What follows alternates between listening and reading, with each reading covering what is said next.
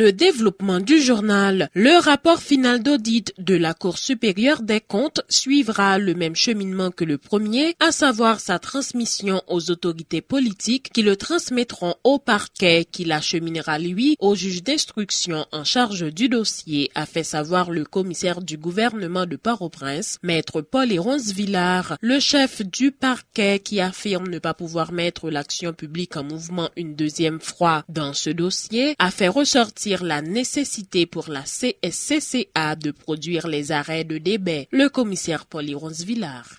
Ce deuxième rapport de la Cour des comptes doit nécessairement suivre le même cheminement.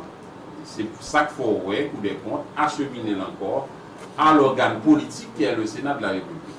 Et le Sénat de la République, là, gagne pour l'organiser une séance de la même manière que le premier rapport, pour dire que bon, il faut voter rapport ça. Il va acheminer aux autorités politiques et autorités politiques doivent saisir par quelque C'est une question de procédure. Nous ne pouvons pas faire rien en dehors des procédures tracées par la loi. Nous ne pouvons pas le faire rien tout comme si vous battez. Parce que tout le monde a besoin qu'on ait côte comme Petro-Caribéen passé. Mais pour qu'on côté le passé, c'est pas sous. C'est pour suivre exactement les prescrits de la loi. Donc, automatiquement, nous saisis par ce deuxième rapport de la Cour des comptes, n'a fait ce que de droit. Nous ne pouvons pas décider tout sous base d'un rapport pour nous dire, bon, on va mettre l'action publique en mouvement. Parce que deux instances, pas qu'à travailler sur le même dossier. Automatiquement, on saisit le cabinet d'instruction. C'est le cabinet d'instruction qui est compétent. Et quel que soit le dossier qui vient, le commissaire du gouvernement, le commissaire qui respectait la loi, qui respectait les procédures, il n'a pas gagné l'autre choix que rédiger un réquisitoire supplétif et saisir le cabinet d'instruction. Maintenant, si l'organe politique lui-même, il y a une procédure pour le respecter, sont l'autre paire de manches. Parce que jusqu'à présent, ce rapport, je peux confirmer ça, est un rapport éminemment politique. Et c'est ça qui fait que les comptes acheminer aux autorités politiques.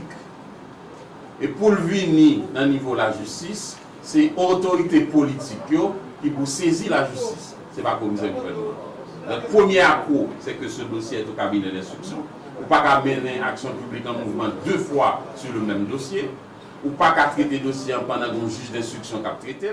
Le coordonnateur du parti Petite Dessalines, Jean-Charles Moïse, demande au chef de l'État de démissionner dans les prochaines 72 heures afin de se mettre à la disposition de la justice. Toutes les autres personnalités impliquées dans le gaspillage de ces fonds doivent être mis sous la verrou, exige l'ancien parlementaire, soulignant que le procès ne pourra se tenir sous le régime actuel. Il appelle la population à participer massivement aux manifestations antigouvernementales prévues dimanche prochain dans plusieurs endroits du pays. Les propos de Jean-Charles Moïse ont été recueillis par Gido Théroné.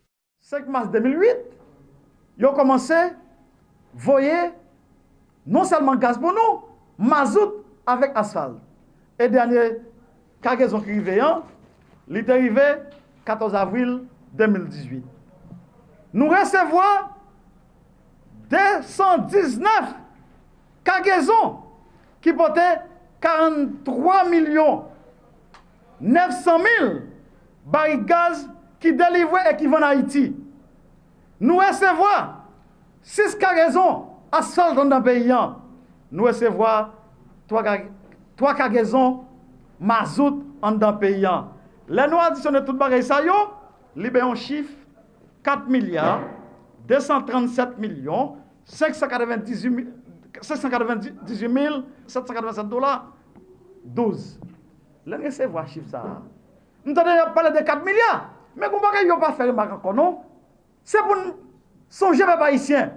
Là nous avons goudou Chavez était annulé 395 millions de dollars pour nous. Faut additionner sur 4 milliards combien oui? Journal Moïse te dit automatiquement impliqué dans le dossier de Caribé, il faut mettre tout à la disposition de la justice haïtienne. Nous, maintenant, Journal Moïse a 3 jours pour faire ça. Peuple haïtien, Journal Moïse a 3 jours pour faire ça. Petite Dessalines ouvert bral. Bal tout secteur dans la vie nationale là. Pour nous faire fonds commun, pour nous faire sel. Petite Dessalines, mandez tout le monde tout allié nous, pour nous commencer à manifester dans le pays. 9 juin qui va venir là, et dans tout quatre coins pays, c'est pour manifestation qui a fait un jour pour camper. Non, il faut continuer jusqu'à ce que nous jouions des pages de Moïse. C'est ça que nous devons dire la matin avec Haïtien. Problème qui te gagne avec soit l'autre parti politique, problème, soit idéologie, soit vision sociétale, on quitte bagaille ça va tomber. Tout le monde, on fait un seul fonds commun pour libérer le pays et moi dans nous débat, c'est eux même qui peut appliquer. Coup de cassation, tabula rasa, et c'est ça demandé pour nous faire à l'état général. Le député de l'opposition Deus Deronet a adressé ce mercredi une correspondance au président de la Chambre basse, Gary Bodo, lui demandant d'accorder le bénéfice de l'urgence au dossier de mise en accusation du chef de l'État Jovenel Moïse. Selon lui, la mise en branle du processus de mise en accusation permettrait d'empêcher le président Jovenel Moïse de fuir la justice, d'éviter un soulèvement populaire dont les conséquences pourraient être catastrophiques, ainsi que la banalisation de la corruption généralisée en Haïti. Les propos du député Deus Deronet ont été recueillis par Jean-Louis Fanfan. Énième correspondance nous adressée à président Chambre député, M. Gary Bodo, sous demande de mise en accusation président de la République. Je rappelle que demande ça a été produite par nos 14 députés de la minorité depuis en février, mais la justice. La permettre en deuxième bagaille que nous éviter un soulèvement populaire qui a fait nous perdre un pile matériel et fait nous perdre moun, fait nous perdre la vie moun. Et la permettre en troisième bagaille fait nous éviter à ce que Haïti tourne en lieu côté que yo légitimer corruption généralisée dans toute fonction publique là.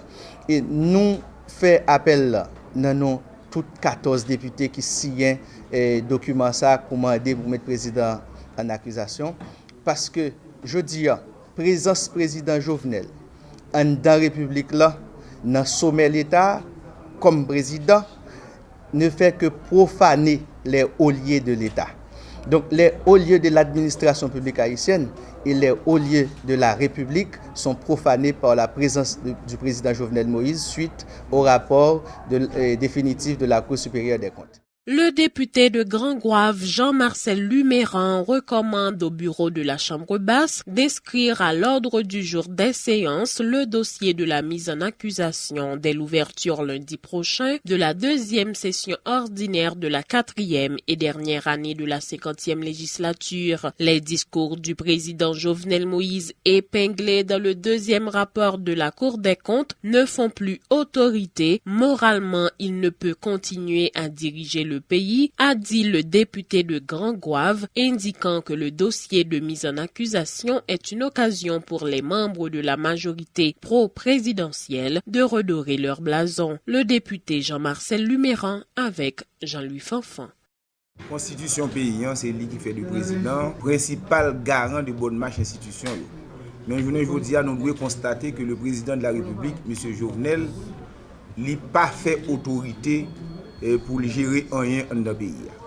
Nous comprenons que la population doit informer de ça, que dans les prochains jours, gaz va monter sur le marché. Et le président n'a pas d'autorité pour que l'imposer à la population. Nous toujours disons nous-mêmes de la minorité que chaque fois qu'on fait un bon bagage, la nature a pédé. Et c'est le moment qui vient pour nous soulever encore et donner la chance à la majorité à la Chambre des députés pour refaire tête à travers des modes de mise en accusation du président de la République que nous avons fait et que nous avons renouvelé à bureau Chambre des députés pour que à l'ouverture de la dernière session que ce dossier est mis sous table et que les députés dans sa grande majorité capables de refaire tête et trancher positivement pour le bien commun. Nous croyons aujourd'hui il n'y a pas qu'un autre cafou que tout le monde constate que le président de la République ne gère plus rien. Donc les discours du président ne font plus autorité. Et en plus que le président est impliqué dans un dossier de Petro-Caribé comme collègue d'Ecoson Soliel, nous comprenons que moralement et par éthique, le président n'est pas capable de continuer à mener les rênes de la République. Et en ce sens, comme parlementaire, la voie qui était offerte à nous-mêmes, c'est la mise en accusation, ce que nous avons fait par intelligence et que nous autres de la minorité n'avons conservé une sorte de constance, une cohérence et nous prenons courage nous à demain et nous dit encore on a mené le dossier pour que la population soit capable de joindre justice. Et d'ailleurs, si le président fait obstacle, et seule manière nous avons pour nous conduire le président pour aller devant la justice, c'est procéder par sa mise en accusation et que le Sénat va ériger en route cour de justice pour lui capable de juger le président pour les faits qui lui sont reprochés.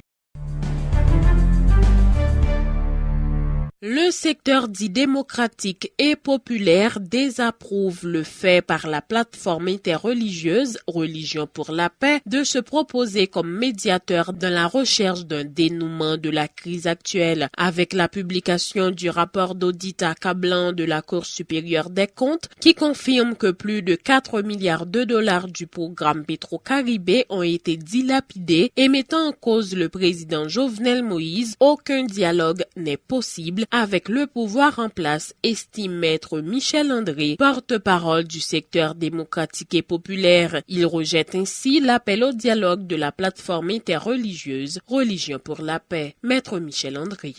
C'était 2 commissions d'enquête sénatoriale qui te fait rapport. Pouvoir te dire c'était acharnement politique. Pouvoir te dire c'était persécution politique. Le C avocat secteur démocratique qui te porté dossier à la justice, il te dit c'était persécution politique. Je dis, il y a un rapport de la Cour des comptes, une institution d'État, une institution autonome, indépendante. C'est le gouvernement ça qui baille la Cour des comptes l'argent pour être capable de faire rapport, mener enquête. Personne n'est pas capable de contester la validité, la fiabilité, la crédibilité du rapport de la Cour supérieure des comptes et du contentieux administratif. C'est le peuple-là qui est plus victime dans le gaspillage qui fait dans le Petro-Caribé, parce que c'est le peuple-là qui n'a pas l'hôpital aujourd'hui. C'est le peuple-là qui n'a pas l'école. C'est le peuple-là qui n'a pas ramasser fatras pour la Kaili. C'est le paysan qui est victime. Aujourd'hui, c'est tout le monde ensemble qui peut mener une bataille là pour joindre démission Jovenel Moïse. Même si nous sommes capables de l'autre désaccord, l'autre problème, mais sous démission Jovenel Moïse, il faut nous entendre. Nous. Je voulais saluer M. Lionel Trouillot, qui a écrit un texte formidable. Pas des gens, on sait le gens aujourd'hui, c'est démission. Quel que soit le monde qui n'a pas PHTK, il faut qu'on comprenne si Jovenel Moïse était là, la hypothéquer l'avenir politique PHTK. Parce que le parti est capable de rester, il vient de député, il vient de sénateur après 20 ans, après 30 ans, après 40 ans. Mais si Jovenel Moïse était sous pouvoir, avenir tout le monde qui n'a pas dit ça a gâché. C'est ensemble que nous devons obtenir la démission de Jovenel Moïse. Et le secteur démocratique, pour terminer, lance un appel à tous les secteurs de la vie nationale pour participer à cette grande mobilisation citoyenne qui déjà commencé et qui a continué jusqu'à ce que Jovenel Moïse démissionne. L'opposition radicale persiste et signe, le président Jovenel Moïse doit se démettre de ses fonctions. En ce sens, le secteur dit démocratique et populaire projette de marcher dans les rues de la capitale les dimanches 9 et lundi 10 juin prochain. Schiller Luidor est un autre membre de ce secteur. Nous lançons un appel solennel à tout le monde qui vient dans la mobilisation le 9 là. Pour nous dire, mobilisation ça, son mobilisation côté nous pour montrer le monde entier, mais tout pays a dit Jovenel démissionner. Ça nous entend pas là, nous demander. Son mobilisation pour tout le monde là, quelle que soit la couleur, quelle que soit la race, quel que soit l'argent gain, quel que soit, d'ailleurs même demander pour tout le monde à venir à petit monde, jeune petit monde, tout jeune doit dans manifestation ça. Tout le monde dans manifestation ça. C'est une manifestation pacifique. C'est une manifestation. D'ailleurs, on met faire, on met acheter 2-3 paniers œufs, mettre sous tête, tout faire. Toute manifestation, on va craser là-dedans. Parce que nous avons lancé un message pour nous dire, mais des millions de monde qui mandaient Jovenel à souhait 9 là, Paul Bay démission. Nous dit, tout le monde qui vient dans la manifestation, n'a parlé avec femmes qui ont violé la saline. N'a pas la petite mesdames qui ont violé dans l'université. Tout le monde a violé dans la rue. Moun yo tué, moun Kafoufeuille, moun la saline, moun Tokyo. Nous dit tout le monde ça yo n'attend yo dans manifestation. Moun yo pas qu'à payer, moun qui fait grève, moun qui dit 4 mois pas jamais touché, qui dans DGI, qui dans CNE, tout partout n'attend yo. Les jeunes qui ont avenir hypothéqué, nous disons manifestation 9, 10 là, pour tout le monde là. Nous dit image que nous voulons projeter le 9, c'est pour nous dire, mes sociétés en entier dit ils pas les Jovenel. Et le 9, nous dit tout le monde, on met venir dans la manifestation, d'ailleurs, on met acheter souliers blancs, on met même nettoyer ou pas pour nettoyer, même sale, pas de sale. Parce que son manifestation totalement pacifique. Kounia, là nous films montrer le monde national et international. Le 9, le 10, nous faisons 2 gros manifestations pacifiques. Je m'adresse au secteur privé. L'elfine fête le 9. Si avant le 9, ou bien le 9 à souhait, Jovenel ouais déferlement ça, il pas bail démission, n'a considéré que Jovenel fait une déclaration de guerre. À partir de 9, 10, Jovenel Moïse, pas bail démission, il est en rébellion. Le commissaire du gouvernement près le tribunal de première instance de Port-au-Prince a adressé ce mercredi un bilan positif de ses réalisations pour le mois de mai écoulé. Paul-Léronce Villard se félicite également d'avoir contribué à une nette diminution du nombre de cas de détention préventive prolongée dans sa juridiction. Écoutez ses déclarations. Au mois mai, nous gagnons 83 réquisitoires définitifs qui traitent dans le paquet. Nous gagnons 41 actes d'accusation qui baillent au total 124 actes d'accusation et réquisitoires qui traitent dans le niveau paquet pour le mois de mai. Nous gagnons 57 dossiers, le dossier qui traitait en temps réel. Et m'a dit nous ça, 122 dossiers qui entrent dans le paquet pour le mois de mai. Tout traité en temps réel. 57 à les cabinets d'instruction, 44 classés sans suite et 21 dossiers déférés au tribunal correctionnel. Il bat au total 122. Donc 122 dossiers traités en temps réel, 124 actes d'accusation et réquisitoires, ça donne au total 246 dossiers pour mois mai seulement. Mais comme chaque mois, nous toujours fait résumer quantité de dossiers traités depuis ma prestation de serment en décembre 2018 à nos jours, nous avons fait résumer. Pour total acte d'accusation et réquisitoire qui fait dans le paquet Port-au-Prince de décembre à mois de mai 2019, nous gagnons 686.